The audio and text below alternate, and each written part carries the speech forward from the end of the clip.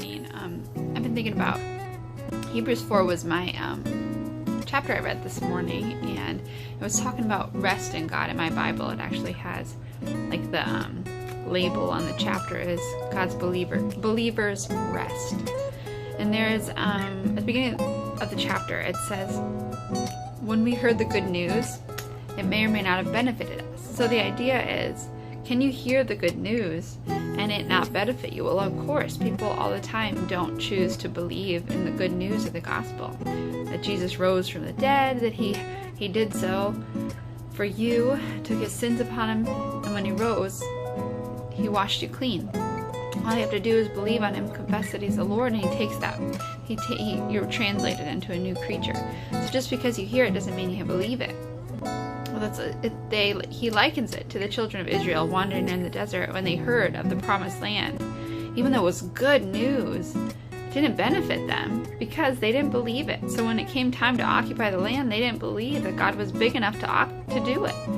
And so those people ended up wandering in the wilderness for 40 years until they all died and their children got to go into the promised land.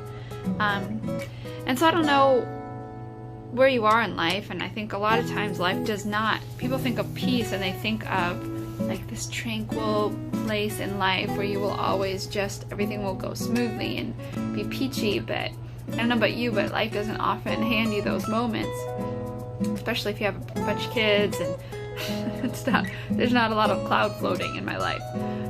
Maybe there is for you, and that's awesome. High five, good for you. I know there's different stages of life, but that peace may not always feel cushy and squishy, but what the peace is knowing that that you're right with God. Not only that you're right with God, but that he has his best interest in mind for you. And not only that he has the best interest in mind for you, but that he's powerful and mighty enough and strong enough to make sure that purpose comes to pass in your life.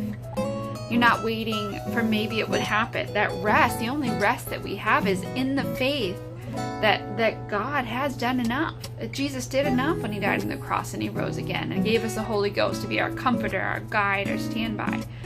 And so anyways, I don't know if your life feels peaceful right now, but what you can know is look at him, look at Christ, look at the serpent on the pole, like they talk about in the Old Testament. Don't stop looking, and the steady, exorbitant, expectant gaze.